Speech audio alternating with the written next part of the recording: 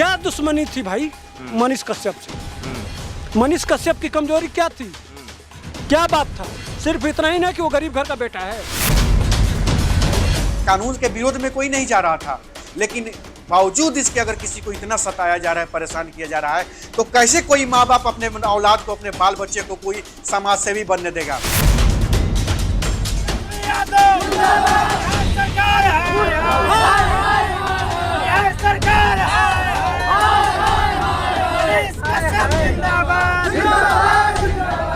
NSA का जो order जो है उसको चुनौती दे सकते हैं, वो ऑप्शन भी हमारे सामने खुला है। तो जल्दी ही उसके ऊपर हम लोग कार्रवाई करेंगे और कुछ ना कुछ आगे रास्ता खुलेगा। आज़ादी, बोलने की आज़ादी पे प्रतिबंध नहीं होनी चाहिए। कोई अपनी बातें रखता है तो रखने दिया जाए, उस पर कानून कार्रवाई करके डरा देना तो फिर कोई खुल के अपनी बातें नहीं रखेगा। सच्चाई के कारण फंसे हुए हैं। वो सच बोलते थे, जहाँ भी रहते थे सच पर आवाज उठाते थे। इसी सरकार के नज़र में ही ना है, जो झूठ बोलेगा वो दौड़ के चलेगा, जो सच बोलेगा उसको अंदर कर दिया जाएगा। भैया मनीष कश्यप का द्वारा दिया गया हिम्मत है। इन्होंने तो हम जैसे बच्चे को आगे बढ़ने की हिम्मत ही नहीं, बल्कि एक पिता की तरह हमारे सिर पर हाथ ही रख दिया है।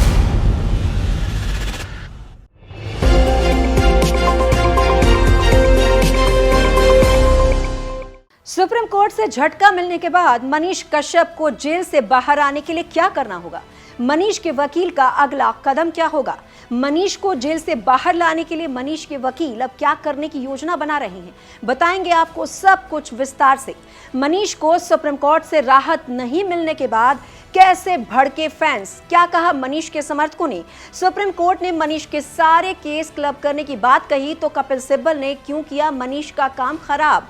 कपिल सिब्बल ने क्या दी दलील, बताएंगे आपको सारी कहानी।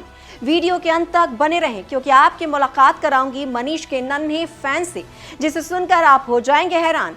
किसने कहा अब नहीं उठाएगा बिहार की समस्याओं को बिहार का कोई लाल? तो चलिए चलते हैं अपने इस खास कार्यक्रम के सफर पर। नमस्कार, आप देख रहे हैं इंडिया टाइम्स, मैं हूं आपके साथ अमृता चौहान।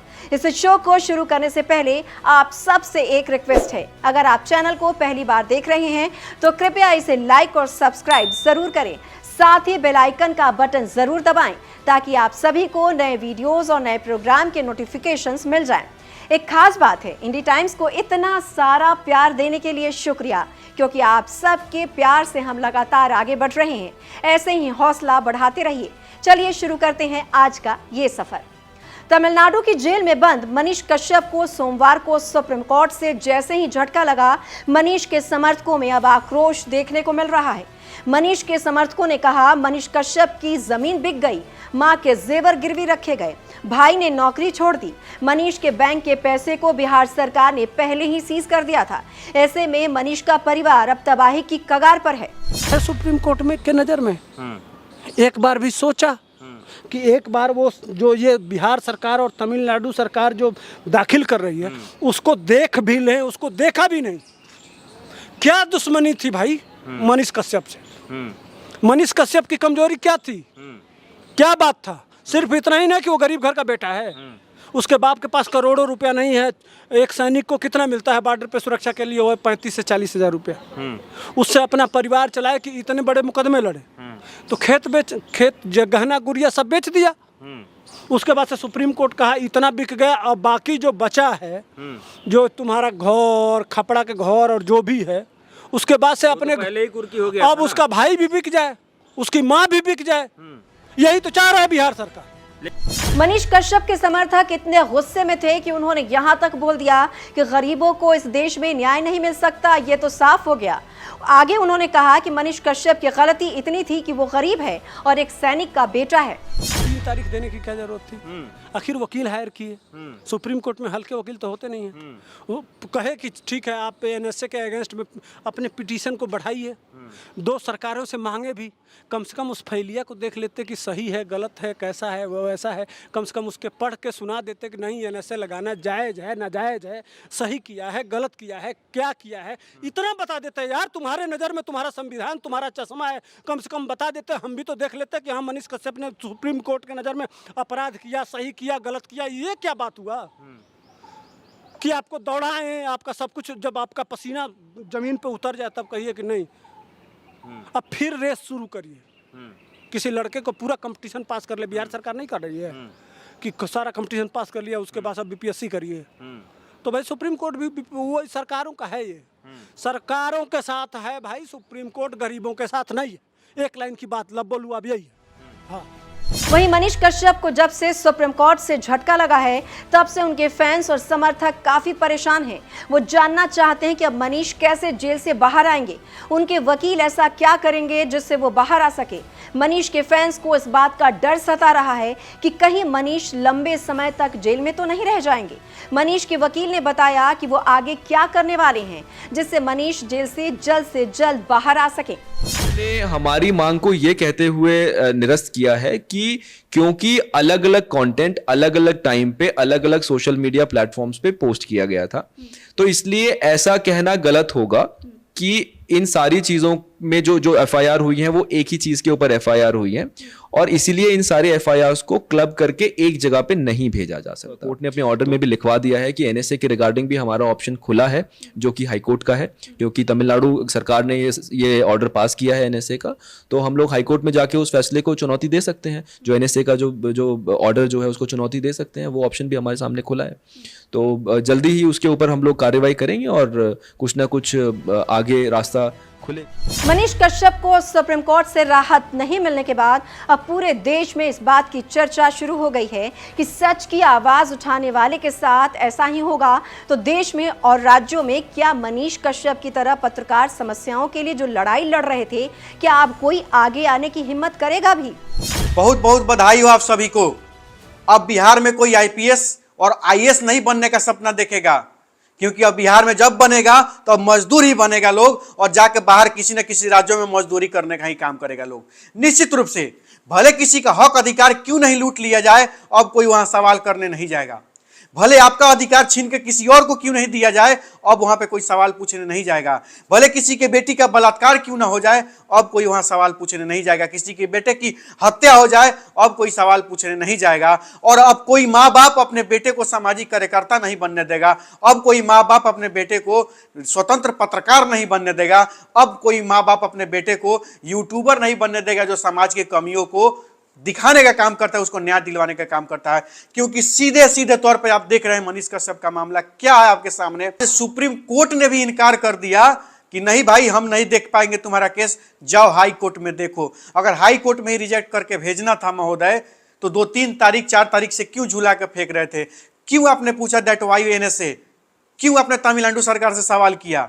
जब ये सब चीज रिजेक्ट ही कर देना था तो उन सवालों का क्या जिस सवालों का मतलब जवाब आपने तमिलनाडु सरकार से मांगा था, बिहार सरकार से मांगा था, तो वो सवाल क्यों पूछे गए थे कि एनएसए क्यों लगाया आपने? अगर एनएसए पर के मामला पर सवाल आपने पूछा था तो जवाब भी ले लेते, उसके बाद आप विचार करते। मनीष के समर्थन में कुछ हिंदूवादी लोग भी पूरे मामले पर प्रतिक्रिया देते हुए नजर आए। उन्होंने कहा कि मनीष कश्यप पर जिस तरह से कार्रवाई की गई है वो सही नहीं है। कम से कम बिहार के सीएम नीतीश कुमार से ऐसी उम्मीद तो नहीं थी। हम तो चूंकि बीजेपी के सपोर्टर हैं जी, बट मैं लोकतंत्र का बहुत बड़ा प्रोटेक्टर भी मानता हूँ कि आज़ादी, बोलने की आज़ादी पे प्रतिबंध नहीं होनी चाहिए। कोई अपनी बातें रखता है तो रखने दिया जाए, उस पर कानून कार्रवाई करके डरा देना तो फिर कोई खुल के अपनी बातें नहीं रखेगा। नीतीश कुमार से स्पेशली लोग आशा नहीं करते हैं। अलग बात है वो टाइम टू टाइम समीकरण बदलते रहते हैं, बट उसकी एक स्टैंडर्ड है, नेता की एक स्टैंडर्ड है, उनको अपनी स्टैंडर्ड नहीं खोना चाहिए। दरअसल मनीष कश्यप के परिवार और उनके समर्थकों को पूरी उम्मीद थी कि सोमवार को सुप्रीम कोर्ट से राहत मिल जाएगी, लेकिन ऐसा नहीं हो सका। सीजेआई DY चंद्रचूड़ की बेंच ने मनीष कश्यप की बेल और एनएसए याचिका पर सुनवाई से इनकार कर दिया। कोर्ट ने कहा कि मनीष कश्यप हाईकोर्ट जा सकते हैं, वहीं सभी केस को एक जगह क्लब करने की याचिका को भी खारिज कर दिया गया है। इतना ही नहीं, कल दोनों पक्षों के बीच लंबी बहस हुई। इस दौरान बिहार सरकार की ओर से मनीष कश्यप को आपराधिक प्रवृत्ति वाला बता दिया गया। सुप्रीम कोर्ट ने भी 8 मई को सुनवाई के दौरान मनीष कश्यप पर तीखी टिप्पणी करते हुए कहा कि तमिलनाडु एक शांत राज्य है और आपने वहां अशांति फैलाने की कोशिश की है। हालांकि सुप्रीम कोर्ट ने मनीष कश्यप की याचिका पर सुनवाई से इनकार तो कर दिया, लेकिन उन्हें हाई कोर्ट जाने की छूट दे दी है।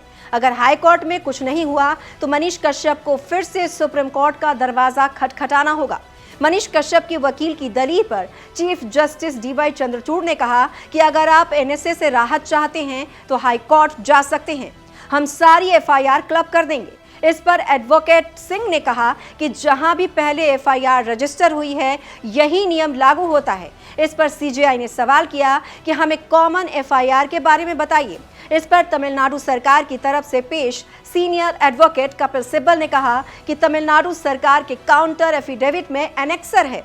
सीजेआई की अगुवाई वाली बेंच ने आगे कहा कि हम तमिलनाडु वाली एफआईआर पटना ट्रांसफर कर देंगे। इस पर तमिलनाडु सरकार के वकील कपिल सिब्बल ने आपत्ति जताते हुए कहा कि ऐसा नहीं हो सकता क्योंकि अपराध अलग है, अगर ऐसा किया तो तमिलनाडु की एफआईआर रद्द हो जाएगी।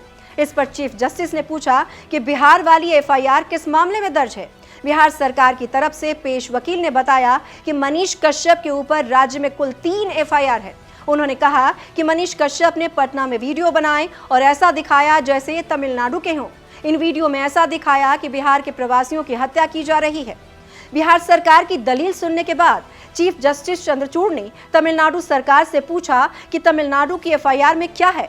कपिल सिब्बल ने जवाब देते हुए बताया कि मनीष कश्यप ने कर्नाटक की घटनाओं को दिखाते हुए कहा कि ये सब तमिलनाडु में हो रहा है।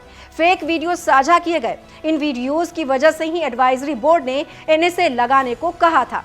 वहीं मनीष कश्यप के फैंस का कहना है कि वो मनीष को उसके काम की वजह से ही उन्हें बेहद पसंद करते हैं।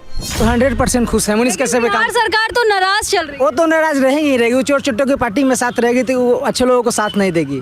जिसका सरकार है, जिसके यहाँ सीबीआई जाती है, सीबीआई अच्छे लोगों के पास तो चोर चोट्टा मनीष कश्यप जी को बोल रहे। वो तो बोलेंगे ही क्योंकि सच्चाई उन्हें दिखाने का काम करते हैं। वो कह रहे उल्टा चोर कोतवाल को डांटे।